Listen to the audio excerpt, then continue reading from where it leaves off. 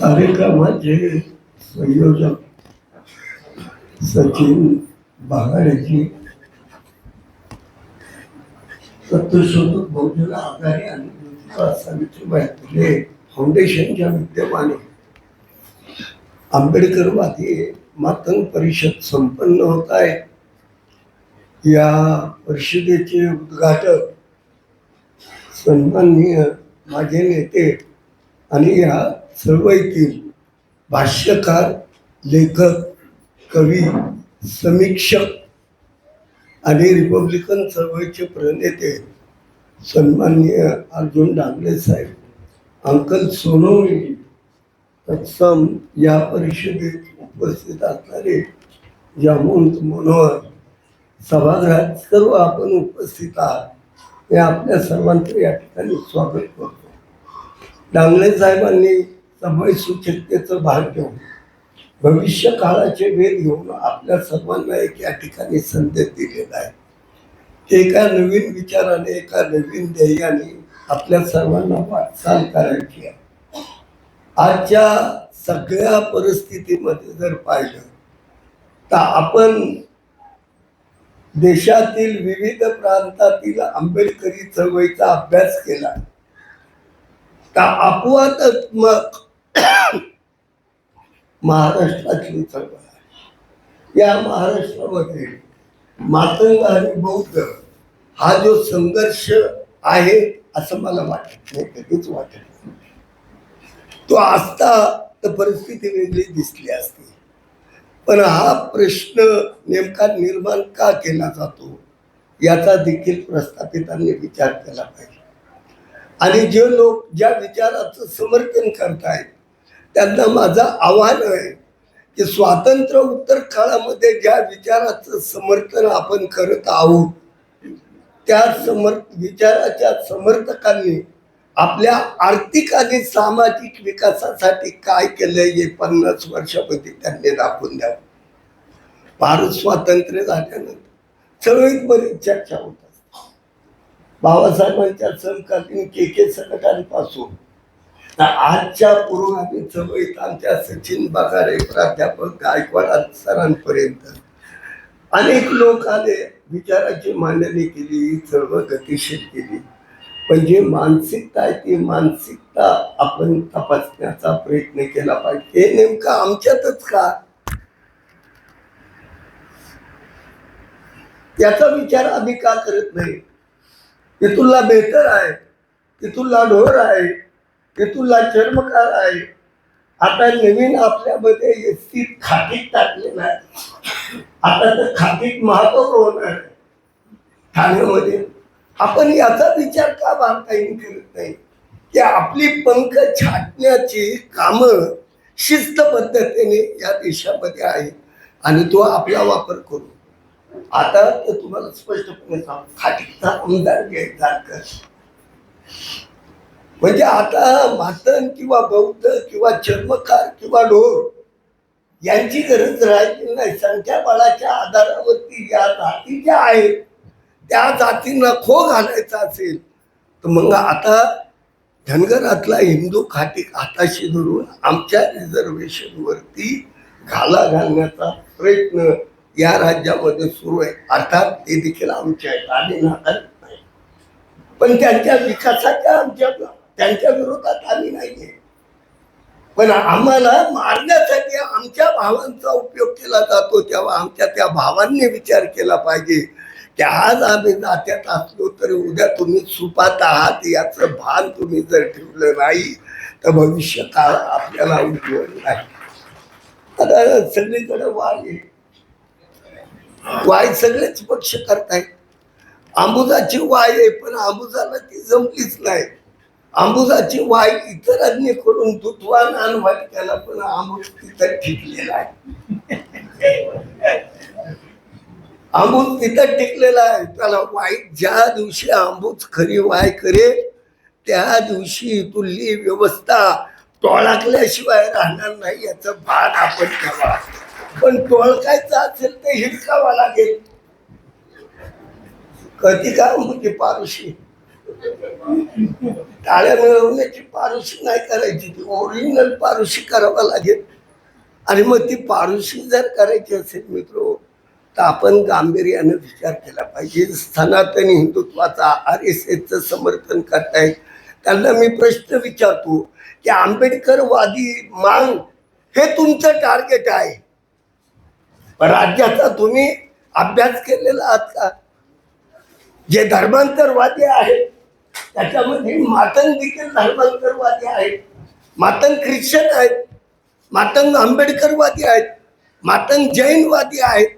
कुणा कुणा विरुद्ध संघ तुम्हाला वापर करणार आहात, जे वापर केला जात आहे त्यांना माझा हा सवाल आहे की मित्रो, त्या बांधवांकरता तुमच्याकडे काय? जो कन्वर्टेड ख्रिश्चन आहे, जालन्यामध्ये जाल, औरंगाबाद जाल, अहमदनगरमध्ये जाल, नंदुरबारमध्ये जाल, या भागामध्ये कन्वर्टेड ख्रिश्चन आहे. सांगलीपासून इचलकरंजीला गेले तर सगळे आवळेकडे पाहिलं तर आवळेंच्या वस्तीत जाताना मोठा क्रॉस आहे. गायकवाड सर बसले तिथे. कोल्हापूर वगैरे तो भाग असेल, सांगली, सातारा, कराड, कोल्हापूर, निपाणी, बेळगाव, संकेश्वर, सगळ्या अंबुजाच्या वस्त्या आज कन्वर्टेड ख्रिश्चन आहे. ते ख्रिश्चन झाले म्हणून त्यांचे प्रश्न सुटलेले नाहीत, हे लक्षात ठेवा. जी अवस्था बौद्धांची आहे तीच अवस्था मांगातल्या ख्रिश्चनांची आहे, तीच अवस्था आंबेडकरवादी बौद्ध मातंगांची आहे, तीच अवस्था जैन मातंगांची देखील आहे. ही व्यवस्था बदलायची असेल तर तुम्हाला मला संघटितपणे उभा राहावा लागेल. पण एक प्रवृत्ती, घाणेरडी प्रवृत्ती, मी बारकाईने स्टडी केलं. मला तर डांगे साहेब मला मागच सांगताय 74ला पुतळा बसवला पुण्यात आणि 76 पासून अण्णाभाऊ साठे जयंती आम्ही सुरुवात केली. 76 पासून शाळेतली पोरं गळा करायची, गंजपेठेतली पोरं, लोह्यानगरमधली पोरं, राजेवाडीतली पोरं, काशीवाडीतली पोरं आम्ही त्या ठिकाणी न्यायचो आणि जयंती साजरी करायचो. आज आम्हाला आनंद वाटतो की जयंतीचा पायंडा पाडला दिवंगत नेते भाऊसाहेब सोनवणे असतील, विश्वनाथ साबळे असतील, रघुनाथ आडगले असतील, रघुनाथ होळकर असतील, रामभाऊ नेटके असतील, बाबा आदमाने असतील, कृष्णराव खबळे असतील, भीमराव पाटोळे असतील आणि आजच्या युगातला रमेश बागवे देखील असतील. तर त्या सामाजिक परिवर्तनाची वाटचाल या पुणे शहरामध्ये मातंग समाजात केलेली आहे. ते आजही दैदिप्यान होणार आहे, पण प्रवृत्ती यशस्वी होणार नाही. कारण डांगरे साहेबांनी सांगितलं की अंबुजातला फकीरा जागृत झालेला आहे आणि त्या फकीराने आता हातामध्ये तलवार नाही तर बाबासाहेबांची, फुल्यांची, शाहू महाराजांची, शिवाजी महाराजांची विचाराची लेखणी आपल्या हातात घेऊन उद्याची लढाई आणि संघर्ष प्रारंभ केलेला आहे. त्याचा आपण सर्वांनी स्वागत केलं. आंबेडकरी समूहाला माझी विनंती राहील की सचिन बगाडे असेल, महादेव खुडे असतील, प्राध्यापक शरद गायकवाड असतील किंवा त्यांच्या सोबत काम करणारा राज्यातला जो मातंग समाजाचा तरुण असेल, जो फुले शाहू आंबेडकर विचार घेऊन वाटचाल करतोय, त्याला ताकद देण्याचं काम तुम्हाला मला करावं लागणार. जर प्रस्थापित संघवादी मंडळींना हिंदुत्ववादी धनाच्या बळा उभा करून आमच्यात संघर्ष लावत असेल तर आपण मनाची ताकद देऊ, यांना उभं केलं तर उद्याची चळवळी ही यशस्वी होणार आहे. परिषदा होत राहतील. आम्हाला चांगलं आठवत आहे, डांगरे साहेब असताना आम्ही सोलापूरला मातंग परिषद घेतली होती भगनी समाज मंदिरमध्ये. ॲडव्होकेट VR शिंदे, विश्वनाथ कांबळे साहेबांनी सोलापूरमध्ये भगनी समाजाची मध्ये मातंग भटक्या युवकांची परिषद घेतली होती. त्या परिषदेला रंगांना वैद्य असते डांगरे साहेब. आता रंगांना वैद्य म्हणजे स्वातंत्र्य लढ्यातला मोठा माणूस, खुर्ची टाकून बसला सचिन. रंगांना वैद्य संचारचा संबंध, सभागृहात माणूस आला, इकडे ये, काय बे तुझं नाव काय? हा, माझं नाव खंदारे. कोण आहे? मांग आहे. कोण आहे? राजपूत आहे. अशी 100ची यादी केली आणि त्यावेळेस रंगात वैद्यांनी अजूनराव ठाकरे साहेब आहेत, नीलमताई गोरे असतील, बाळासाहेब आंबेडकर आहेत, प्रतापराव धनवे साहेब आहेत, यांचं कौतुक केलं आणि बाळासाहेब आंबेडकरांना ते म्हटले रंगानं वैद, प्रकाश तुमची मातंग भटक्यांची परिषद यशस्वी झाली, मी तुमचं कौतुक करतो. ही परंपरा आपण चालवलेली आहे, ती गतिशील केली पाहिजे. पण एक प्रवृत्ती सर्व थरात आहे, त्या प्रवृत्तीच्या विरोधात आपण लढलं पाहिजे. मी कधी कधी गमतीने म्हणतो, एखाद्या अमृताने भुकरीन ठिकावली की त्यांच्या घरातले नात्यातले म्हणते, काय बाय तू याच्या हात याला मागीन घावलीच नाही, याला महागीन घावली.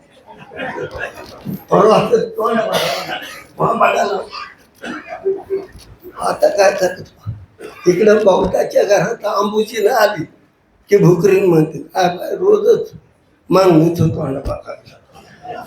आता काय तर खरं, पण प्रवृत्ती बघा बरं का, त्याच आंबूजने किंवा भुकरीने जुमान जर ठिकावलेला असेल तर त्या जुमानाला हा आंबूजून भुकऱ्या तालुक्याच्या बाजारात म्हणतो, सलाम वालेकुम याकूब भाई, आका बरी आहे का?